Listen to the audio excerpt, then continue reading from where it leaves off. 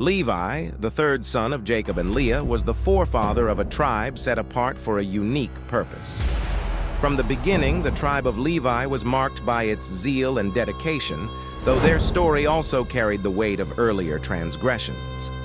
Levi and his brother Simeon had once acted in vengeance after the violation of their sister Dinah, taking justice into their own hands and staining their hands with blood.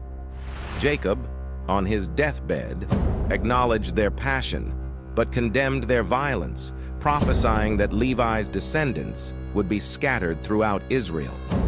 Yet this scattering would eventually carry a profound spiritual significance. Generations later, the Levites would emerge as a tribe devoted to serving the divine. This transformation began in the wilderness after the Israelites were freed from Egypt. When Moses ascended Mount Sinai to receive the law, the people below grew restless and built a golden calf to worship.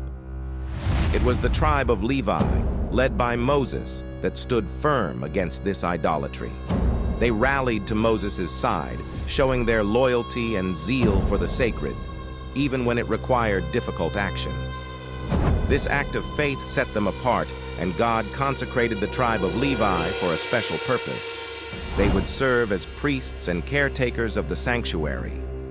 The role of the Levites was unlike that of any other tribe. They were not assigned a specific portion of land in the Promised Land, as their inheritance was the privilege of serving in the tabernacle and later the temple. Instead, they were given cities scattered throughout the territories of the other tribes, fulfilling Jacob's prophecy that they would be dispersed. These cities included 6 designated as cities of refuge, where individuals who had unintentionally caused harm could find sanctuary. This role as guardians of justice further emphasized their spiritual calling. Within the tribe of Levi, a subset was chosen for an even higher duty. The descendants of Aaron, Moses' brother, were appointed as priests. The priests performed sacrifices, maintained the altar, and led the people in worship, acting as intermediaries between the people and the divine. The rest of the Levites served as assistants to the priests, caring for the tabernacle, transporting its sacred elements, and ensuring that worship was conducted properly. Their lives were dedicated to their service, and they were sustained by tithes and offerings from the other tribes.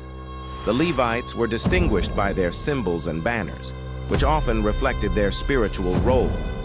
One tradition holds that their banner bore an image of the breastplate worn by the high priest, a sacred garment adorned with 12 stones representing the tribes of Israel. Their banner's colors may have included white, signifying purity and holiness. Though they lacked a territory of their own, the Levites were central to the life of the nation. They taught the law, served as judges, and played a crucial role in maintaining the people's spiritual connection. Their presence in every region of Israel ensured that worship and justice were accessible to all. However, the Levites were not without struggles. During periods of corruption and idolatry in Israel's history, the priesthood sometimes fell into disarray, and the Levites strayed from their sacred duties. Yet during times of revival, they were often at the forefront of reform. Leaders like Ezra, a scribe and priest, emerged from the tribe of Levi to guide the people back to their faith and traditions. The legacy of the tribe of Levi is one of dedication, service, and sacrifice.